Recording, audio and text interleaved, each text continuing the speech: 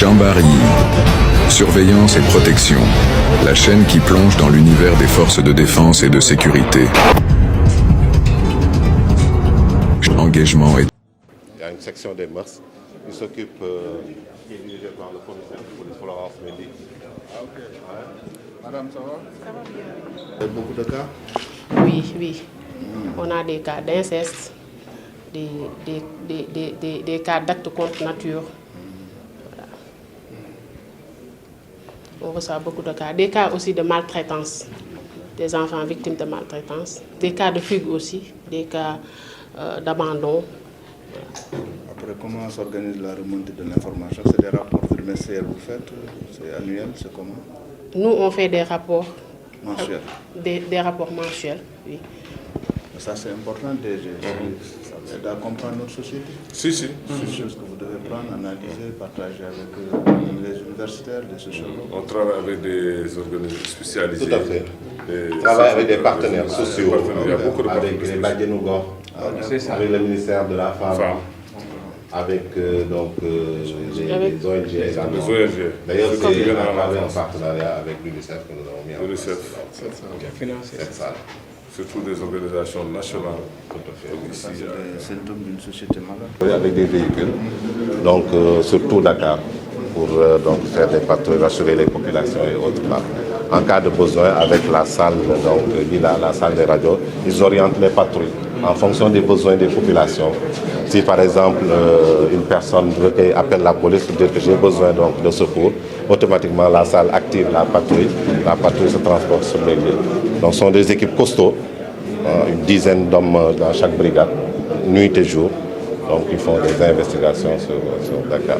Après, ici les bureaux d'enquête, donc ils font des enquêtes. On couvre que Dakar. On ne couvre que Dakar, non? Oui, on couvre que Dakar. Quand je dis Dakar, je veux dire la région. La région, toute la région de Dakar. Toute la région de Dakar. Donc, c'est ça. Participer également dans le cadre de certaines manifestations. Tout à fait, dans le cadre du maintien de l'ordre aussi. On a des équipes en civil qui sont sur le terrain, donc qui assistent pour procéder à des interpellations, qui assistent les éléments en tenue, donc pour procéder à des interpellations après avoir ciblé donc, les fauteurs de troubles. Après, nous faisons également les enquêtes sous l'autorité du procureur de la République, à qui nous rendons compte des faits que nous avons été saisis. De faire une situation générale du service régional de sécurité publique. Le service régional de sécurité publique, c'est-à-dire tout le dépôt de la région, toute la région de Dakar. Donc la présentation du service régional de sécurité publique avec les effectifs après est moins roulant. La situation sécuritaire générale, vous faites une petite présentation, les statistiques et les suggestions. Le SRT de Dakar est rattaché sur le plan administratif.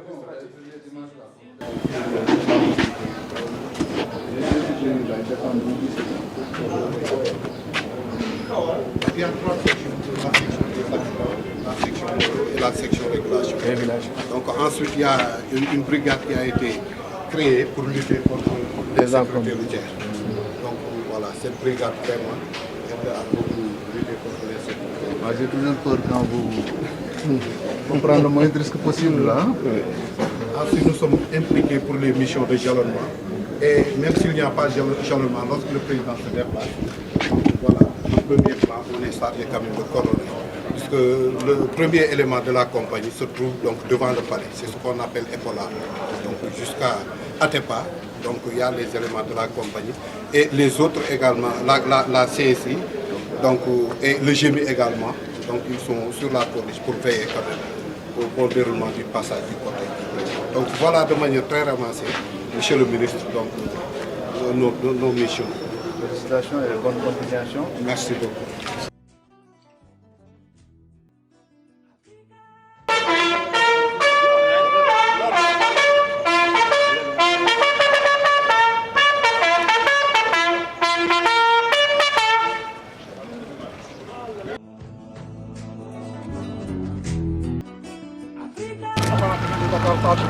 À votre ordre, monsieur le ministre.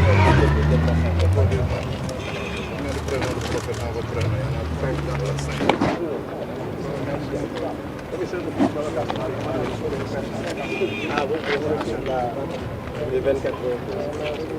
Commissaire, adjoint au commandant du Dakar banlieue. À vos ordres, monsieur le ministre.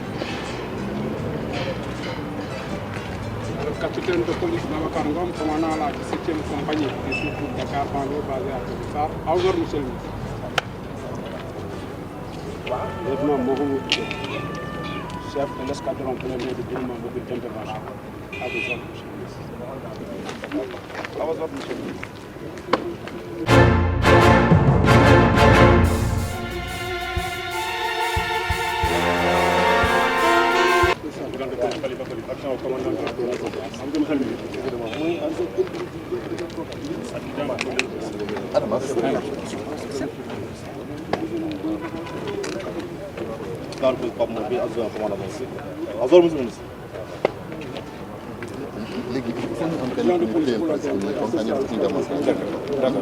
Nous tenons à vous présenter l'escadron blindé basé au camp Abidjassé. Dans ces missions, l'escadron blindé est une unité tactique qui regroupe des éléments appartenant à un même corps. Dans le cadre de la gradation de la force, en cas d'émeute, c'est l'escadron qui va venir appuyer les compagnies de marche pour créer des ouvertures et éventuellement un appui-feu pour permettre aux autres unités là de continuer leur progression. Parce que vous savez que les barricades ont pour objectif soit de ralentir la marche des compagnies ou bien de bloquer leur progression sur le terrain. Et c'est deux types d'engins, de 20 places et de 12 places, équipés de lampes de dégagement pour enlever les barricades, ou bien utiliser les canons de portée très longue pour desserrer l'étau autour des hommes. Le deuxième élément le plus important, c'est que vu le contexte terroriste, il est maintenant prévu dans ce dispositif, dans ce rassemblement où il y a une concentration humaine, ne serait-ce que 2 blindés, pour en cas d'utilisation d'explosifs par les terroristes, que les éléments se projettent rapidement pour faire face à la menace, pour éviter à ce que le nombre de victimes augmente, mais aussi pour éviter à la troupe de faire partie des victimes. Et comme nous sommes au mois de mars, monsieur le ministre, lors du stage des éléments à la base militaire, ils nous ont fait comprendre que la police est le premier corps à faire intégrer une femme dans l'escadron des blindés. Donc la première femme pilote de char au Sénégal, c'est une femme de la MONUSCO. Elle était partie en qualité de pilote. Pour vous dire que la police est dans la logique de la promotion de la femme dans tous les secteurs d'activité. Si vous avez des questions.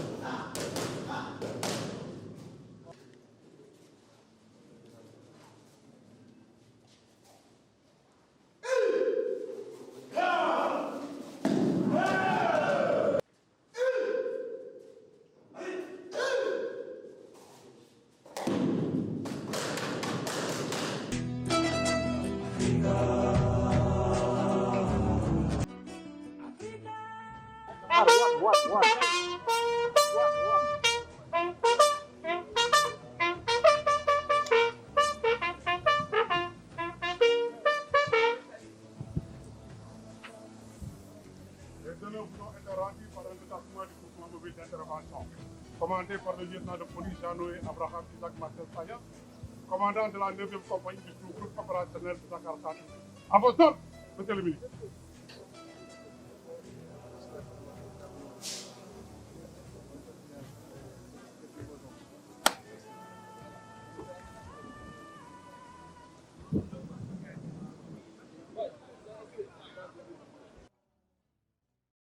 Ici que se font les dépôts.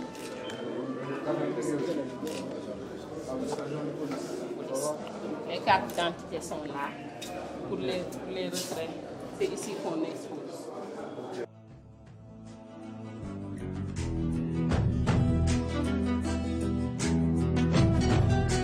commence par vous remercier, vous qui nous accompagnez depuis ce matin et qui allez nous permettre de relayer ce message.